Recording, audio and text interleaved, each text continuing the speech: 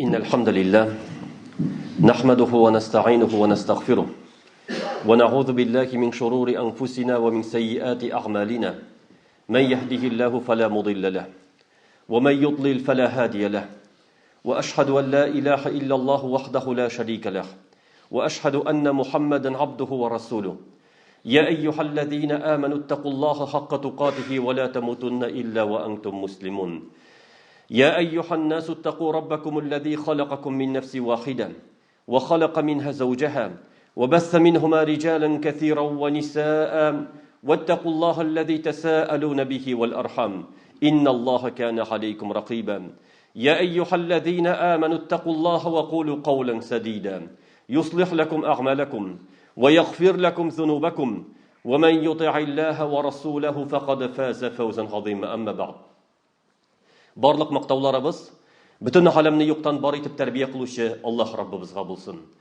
Һәм йөрәкләребезнең турыннан чыккан салават шарифләребез бүтән галәмгә рәхмәт итеп җибәрелгән Аллаһның хак илчесе Мухаммад саллаллаһу алейхи ва сәлләмгә, аның әһле бәйтенә, сахаба кирамнарына һәм аларга ярга тырышкан барча булган мөмин мусульман кардәшләребезгә дә булса иде. Хөрмәтле дин кардәшләрем, Пәйгамбәрбез саллаллаһу алейхи ва сәлләм әйтте: Кыямәт көнендә үлчәүдә ин авыр булган гамәл ул тақвалык һәм күркәм холык диде. Һәм кешеләрне җәннәткә алып кера торган ин күркәм гамәл ул күркәм холык дип әйтте. Шуңа күрә күркәм холыкның исламда дәрәҗәсе бик олы.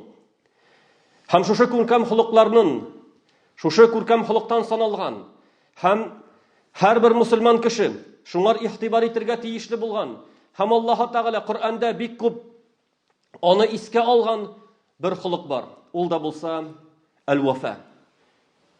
Әл-вафа ягъни вәгъдәләрдә туру, вәгъдәләрне үтәү.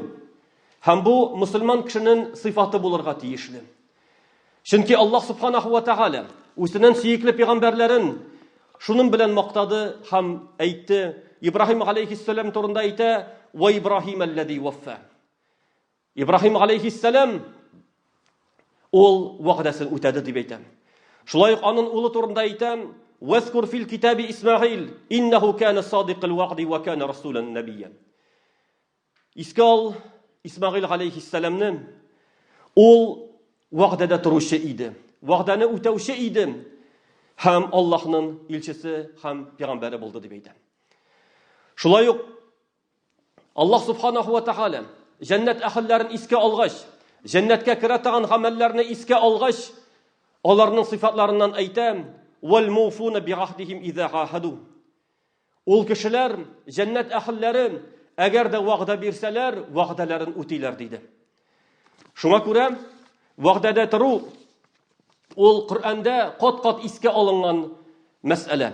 Шулай ук Пәйгамбәрбез саллаллаһу алейхи ва сәлләм үзенең хадисләрендә аның турында әйтте: Инна хуснал ахди минал иман. Вәгъдәдә туру, вәгъдәләрне үтәү ул имандан дип әйтте. Анас радиллаһу анһу пәйгамбәрбездән риваят итеп әйтәм. Пәйгамбәрбез кат-кат кабатлы иде дип әйтәм. Аның сүзләре: "Ла имана лиман ла аманата лах, ва ла дина лиман ахда лах." Кешенең иманы камил түгел. Кешенең иманы камил булмый, әгәр дә анда әманәт сыйфаты булмаса. Шану сыйфаты булмаса, аңар таянып булырлык сыйфат булмаса, аның иманы камил түгел диде. Вала дина лиман ла ахда лаху диде. Һәм дине юк, яки дине камил, чын дин түгел, әгәр дә анда вәгъдә булмаса ди. Әгәр дә ул кеше вәгъдәсендә тормаса, бу кешедә чын хакыйкый дин юк. Шуңа күрә галимнәр әйтәләр, тарихчылар әйтә: Пәйгамбәрбез саллаллаһу алейхи ва сәлләм бер кашандагын вәгъдәсен үтәми калмады. Хәтта кешеләргә аның янына күп кешеләр килә иде. Әйбер сорап киләләр иде. Соңрак килерсез, булгач килерсез дип, һәм инде аңар байлык килгәч, мал килгәч әйтә иде: "Кемнәргә мин вәгъдә бирдем? Кемнәргә мин вәгъдә бирдем, килсеннәр, алсыннар" дип әйтә иде. Шуңа күрә Пәйгамбәрбез саллаллаһу алейхи ва сәлләм ин күркәм мисал шушы вәгъдәләрне үтәүдә аның тормышы булып тора. Шуңар Абу Суфьяннан Гыйракли сорагач, Пәйгамбәрбез турында ул белешә: Рим патшасы Иракли, Абу Суфьян, гарәпләрдән килгән кеше, ondan сорау бирә, Пәйгамбәрбез турында сорый, һәм аның сыйфатларын сорагач, Абу Суфьян аңа җавап бирә. Ул безгә иннаху я'мурукум бис-салам. Ул Мөхәммәд, Аллаһның илчесе, безгә әмер итә намаз укырга ди. Ва-сидқи, ялган намазга, тугры сүзле булырга. Вал-вафа бил-ахд. Һәм безгә әмер итә вәгъдәләрне үтәргә. Ва-адаул амана, аманәтләргә хыянат кылмаска, аманәтләрне тапшырырга, иясенә тапшырырга. Шуннан соң Иракли әйтә, "Хадиһи сифатун наби" дип әйтә. Бу пәйгамбәр сыйфаты ди. Ягъни пәйгамбәрләр сыйфаты һәм шуңар ияргән мөэминнәрнең сыйфаты ул тугры сүзле булырга тиешле. Вәгъдәсен үтәүчән булырга тиешле һәм аманәткә хыянат итәргә тиеш түгел. Нинди генә вәгъдә бирелмәсен. Дәүләт тарафыннан бирелә икән. Мәсәлән, ислам дәүләтендә анда яшәгән башка дин кешеләре зимми дип атала. Аларга вәгъдә бирелә, алар шушы дәүләттә тыныч кына яшиләр. Кем шушы вәгъдәне тормый, вәгъдәне үтәми, Пәйгамбәрбез аларны җәһәннәм белән куркытты. Пәйгамбәр саллаллаһу алейхи ва саллям әйтә: "Мен катала мугаһидан лам ярах райхатал җанна." Кемдәгән кем үтерә икән, килешү булган кешене, ул ислам динендә түгел, әмма дә ләкин аның белән килешү бар. Ул кешегә кагылса, ул кеше җәннәт исемдәген иснәмәс дип әйтте. Ягъни нинди зур җаваплылык шушы вәгъдәне үтәмәү, вәгъдәдә хыянат кылу кешене җәһәннәмгә алып керә. Әмма дә ләкин вәгъдәләр төрле була. Кемнәр арасында ул вәгъдә? Иң беренче Аллаһ тарафыннан. Аллаһ Тәгалә белән безнең ике арада булган вәгъдәләр. Аллаһ Раббыбыз әйтә: "Ауфу би'ахди, уфи би'ахдикум." Икебезнең мин сезгә әмер иткән әмерләрне үтәгез. Менә Аллаһ Тәгалә безгә намаз укырга кушты. Ул безнең өстебездә әманәт булып тора. Рамазан аенда ураза тотырга кушты. Ул безнең өстебездә әманәт булып тора. Һәм башка төрле Аллаһ Раббыбызның әмерләре ул безнең өстебездә әманәт. Шуңа күрә Аллаһ Тәгалә әйтә: "Үтәгез минем кушкан әмерләрне, мин үземнең вәгъдәмне үтәрмен." Ягъни әгәр дәген сез мусламаннар Аллаһның әмерен үтәсәгез, Аллаһ Тәгалә сезгә җәннәтне вәгъдә итәм ди. Ягъни вәгъдәне үтәсәк, Аллаһ Тәгалә үзенең вәгъдәсен үтәячәк. Шулай ук әманәт булып тора безнең әтияниләр каршындагы булган бурычларыбыз. Әтияниләр безнең өстебездәге бурыч.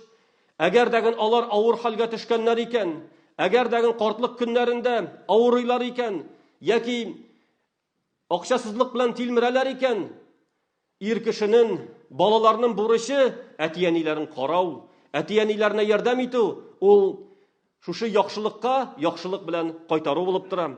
Шулай ук ир белән хатын арасындагы булган мөхәмәләтләр шушы вафага кырыла, ягъни вәгъдәгә кырыла. Чөнки ир белән хатын арасында никах ул килешү. Никах килешүе кырылды. Менә шушы килешүне ике тарафтагын, ике яктагын үтәргә тиештер. Шулай ук башка кешеләр белән, башка мусламаннар белән эш иткәндә, әлбәттә, мусламан кеше вәгъдәсендә үтәргә тиеш. Пәйгамбәр саллаллаһу алейхи ва саллям әйтә: "A'tul ajir haqqahu qabla an yajifa gharaqahu." Әгәр дәген бер кешене эшләтәсез икән, әгәр дәген аны эшләтәсез икән, аның эшләгәндә чыккан тире кипкәнче аның хакын бирегез диде. Ягъни эшләткәч, әгәр дә син аны менә кил бу эшне эшлә, шуннан соң мин сиңа хезмәт хакы түләрмен дип вәгъдә иткәнсең икән, син аңар түләргә тиеш. Түләнмәсән гөнаһлы буласың. Хәтта алай гына түгел. Пәйгамбәр саллаллаһу алейхи ва саллям әйтте: "Кыямәт көнендә үзем булачак" диде. Хасым, ягъни Аллаһ каршында аларны үзем гаепләүче булачакмын диде. Өч төркем кешене үзем гаепләячәкмен диде. Шуларның берсе, кемдәген кем бер кешене эшкә алды, һәм эшен эшләтте, һәм хакын түләмәде диде. Әгәр дә хакын түләмәсә, кыямәт көнендә Пәйгамбәр саллаллаһу алейхи ва саллям аны гаепләячәк. Ник син аңар эш хакын түләмәдең дип. Шуның өчен, хөрмәтле дин кардәшләрем, менә шушы җаваплылык һәм инде күп вакытта безнең әҗәткә бирәләр, әҗәтне түләмиләр. Әҗәткә алалар, әҗәтне кайтармыйлар. Менә шушы мәсьәләләр киң таралган. Яки сүз бирәләр, сүзне тотмыйлар. Әгәр дәген теленне тый, сүз бирмә. Әгәр дә үти алмыйсың икән, сүз бирмә, имин булырсың. Шуның өчен, әгәр дә инде сүз бирәсең икән, аны сәбәпсез эшләми калма. Шуңа күрә безнең бурычыбыз шушы әманәт дигән һәм вәгъдәдә тору дигән мәсьәләгә игътибарлы булырга. Уважаемые братья, хочу привести хадис, в котором пророк саллаллаху алейхи ва саллям сказал: если вы будете выполнять 6 вещей, я гарантирую вам рай. Что пророк саллаллаху алейхи ва саллям говорит? Усдуку иза хаддастум. Не лгите. Если будете говорить, говорите правду. То есть правдивая речь. Второе. Ауфу иза вахаттум. Если даете обещание, выполняйте обещание. Третье. Гадду абсаракум. Притупляйте свой взор. То есть не смотрите на запретное. Вахассину фуруджакум. Не делайте прелюбодеяние. Вакуфу айдиякум. Не украдите, не трогайте чужие вещи. Ваадду иза туминтум. И если вам что-то доверили, вы возвращаете эти доверенные вещи. Вот пророк саллаллаху алейхи ва саллям нам делал наставление выполнять 6 вещей. Это все связано с людьми. Здесь не сказано про намаз. Намаз — это обязательность перед Всевышним. А вот это качество, которое человек должен выполнять, это касается перед людьми. Поэтому мусульманин, он должен за свои слова отвечать. Он должен свои обещания выполнять. И вот это качество мусульманина. بارك الله لنا ولكم في القرآن العظيم ونفعني وإياكم بما فيه من الآيات والذكر الحكيم أقول ما تسمعون وأستغفر الله لي ولكم ولسائر المسلمين فاستغفره إنه هو الغفور الرحيم